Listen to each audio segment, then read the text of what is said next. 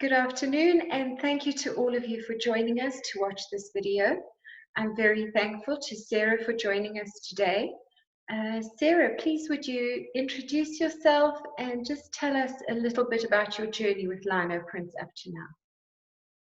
Sure. So my name is Sarah May, and I live in Connecticut in the United States. And I am the owner and artist of Block21Prints. And but Block21Prints is kind of like the culmination of a lot of things that have led to this. I am a full-time public school art teacher, and I do Block21Prints on the side. So when I was I've always loved printmaking. I've always loved stamping. I remember getting my first stamp set when I was a little kid. Like, I think I still have it, to be quite honest. And so when I was back in school to be an art teacher, I kind of rediscovered my love of printmaking. I always loved it, but it was kind of like a rediscovery. So when I went back for my master's degree, I focused on printmaking in art education, and through various business, I tried this business, I tried this one, and then Block21 is kind of the culmination of a whole bunch of attempts and experiments, and I kind of found my niche and found my groove and what I love. So this has been a long journey for you. Oh, definitely. Definitely. That's wonderful. That's wonderful. And you mentioned to me earlier that you're a teacher. How did you get into teaching? Well, I went to college, and my degree is actually in Spanish. And when I left college, I was like, okay, now what? What am I going to do? So I said, well, what do I love? And I love Spanish, but I've always loved art, and I've always loved kids. So I kind of said, well, what do I need to do next? And I said, what would make me happy? And that's what I came up with. That's awesome. I think teachers play a very important role in keeping the knowledge going and inspiring youngsters of today to do the same thing. So why did you decide to print on textiles rather than on paper? So I printed on paper for a long time. My whole master show was, that's what we have to do, like a thesis show. And the whole show was about, it was linoleum prints of food on paper. And they were reduction prints, I'm sure, so you carve a layer, you print it, then you carve more out. So in the end, you don't have a block anymore. So I did that for a long time. I've done a lot of collages with printing. There's actually one behind me right here. But I've always loved t-shirts. Even in college, I worked for a t-shirt company. I've always loved, graphics on tees, things like that. And when my daughter was small and I was carving linoleum one day, and I thought, oh, this would be so cute on a shirt. And it was a little tiger print. So I bought a fabric ink pad, and I mean, she's almost 15 now, so this was a long time ago. And I was like, oh, I'll just try it out. And I printed it. I was like, oh my gosh, this is so cute. And I don't know, it just kind of blossomed from there, lots and lots of experiments. I used to have a company before Block21 called Monster in the Closet, and it was focused primarily on children's clothing. And then I stopped that after my second child, and I'd been doing it. It was just too much. And so after I stopped it, and then I went back to printing on paper, and I was like, you know what, I really miss the textile, aspect of it. And I started Block21Prints up. I love it. I love when the image goes onto the t-shirt. I love when the image goes onto the fabric. I don't know. It's just, I guess the plain and simple of it is it's really fun. Okay. And what made you make the move from doing it just artistically to actually wanting to sell product? I don't know. I've always wanted a business. I've always, even when I was a kid, I would make friendship bracelets, and I wanted to sell them. And then I would, make greeting cards, and I wanted to sell them. So it's just, I want to share my vision. I want to share my message. Okay, so you're actually a serial entrepreneur. I think so. What kind of products do you most enjoy making and why? I don't know. That's like an ongoing question. You know what I mean? Like, I think the consistent is always clothing and t-shirts, but I'm branching out now using my artwork on more things. I'm having washi tape made. I'm making some posters. I'm doing cards. And so I guess I love to see my artwork on a lot of things, but I love carving and printing onto t-shirts. I just do. Okay. So you kind of like the wearable aspect? Yes, I do. It's very thrilling to me. I'm not going to lie to you when I see somebody wearing one of my shirts, or somebody posts a picture in my shirts. It's really fun. It makes me think that, I get to share my vision and I get to share what I want to say to the world. Okay, that's wonderful. That's a wonderful, inspiring story.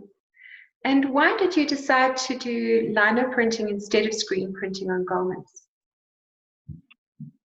Well, to be quite honest, I wasn't that good at screen printing. Okay. I did it in college. I'm sure if I practiced more and, really got into it, I could. But the other thing was I love carving the linoleum.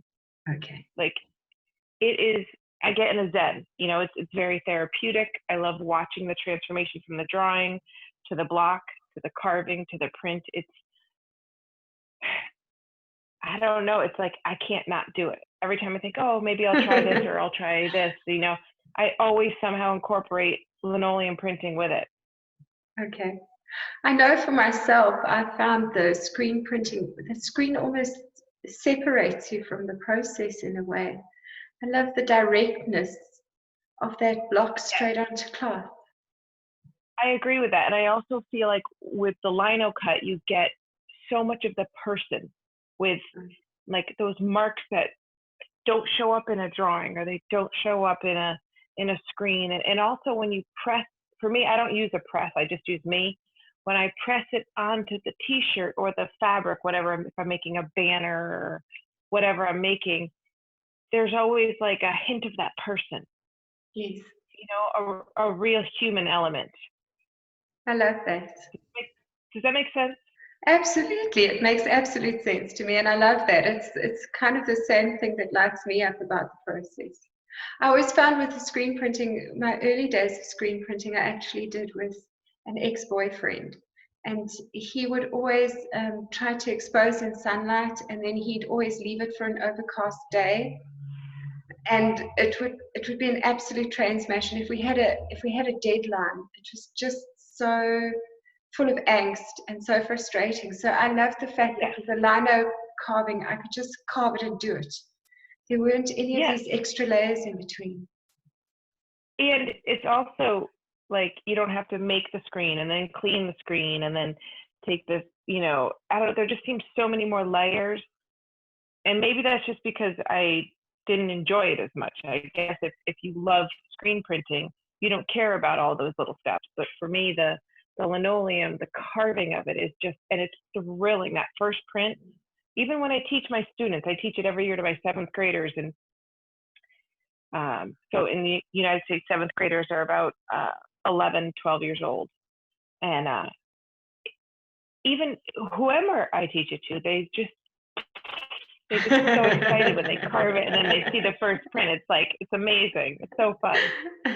And what do you do when you make a mistake when you're carving? Because I know for a lot of people that's a challenge they don't like about the lino carving. You got to be a creative thinker. You got to be a problem solver, or you redo it. I just actually I did a block, and I didn't love it. I couldn't, and I said to my friend, I'm like, I got to redo it. I can't sit with this. It's just, she goes, you do. She goes, because what makes your blocks good, Sarah, is that you're excited about them and you're proud of them.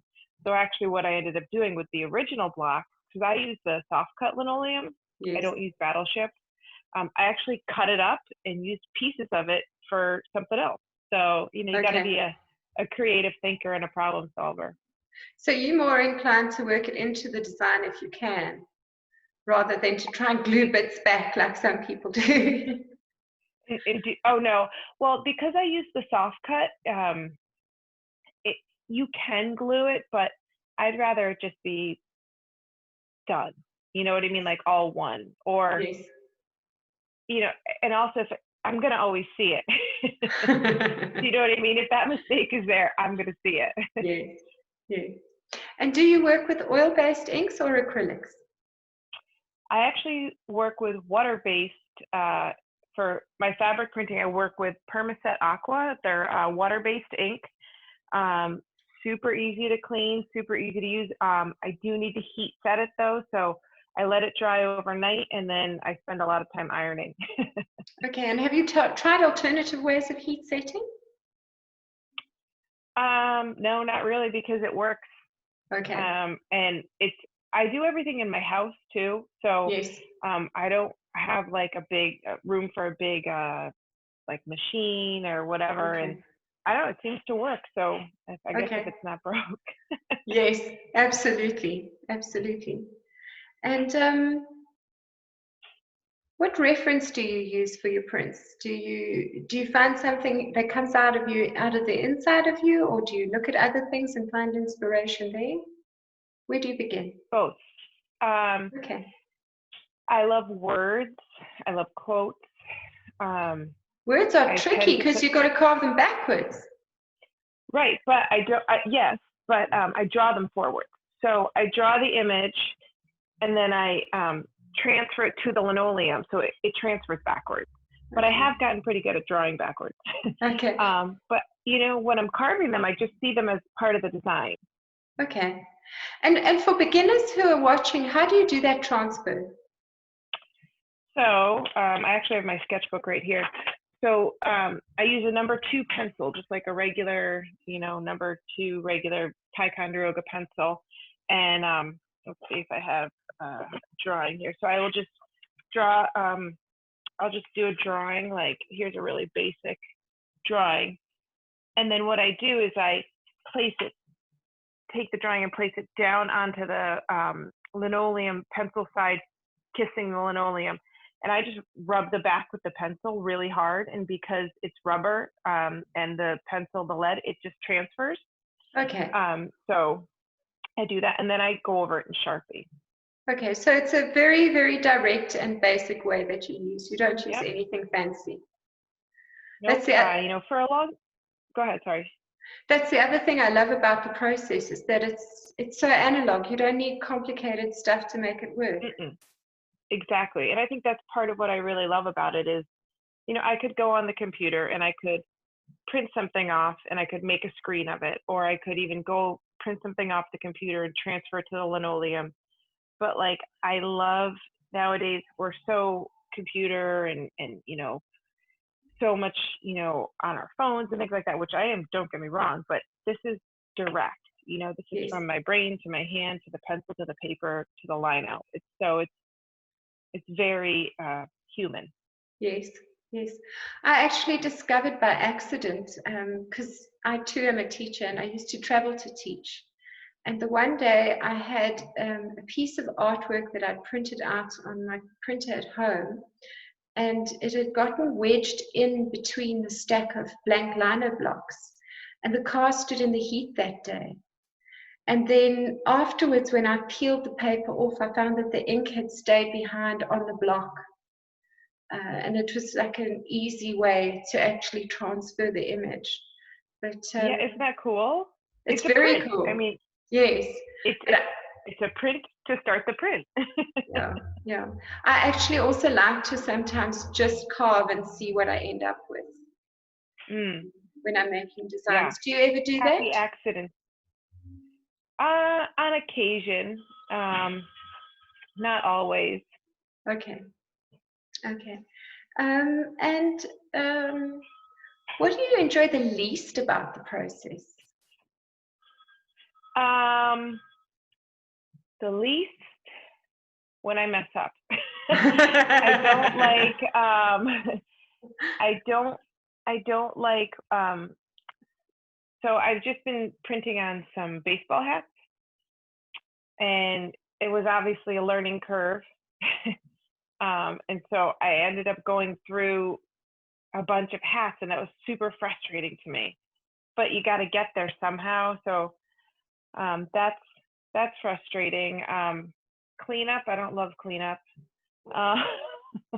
But I make sure to do it well, because otherwise your blocks get ruined.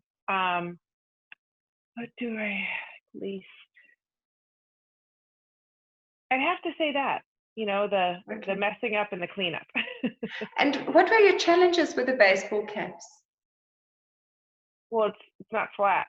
So because it's round, I had to figure out how to press it on and get a clean print. So okay. And how did you solve that in the end? I actually, my husband and his friend were outside in the midst of my frustration, and I was like, I am having so much trouble. And so they were helping me problem solve. And so one of them was like, we need like a bowl. So I ended up clipping it onto a bowl. Yes, that's a great solution. Thank you. It worked. Yeah, sure, no problem. Thank you for sharing that with the group. It's really useful information for the newbies out there. And then, what does an average day at work look like for you? There's no average day. Well, right now, because of the pandemic, I'm home.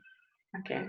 But typically I'm up and get my kids going, and we go off to school, and I have my school day.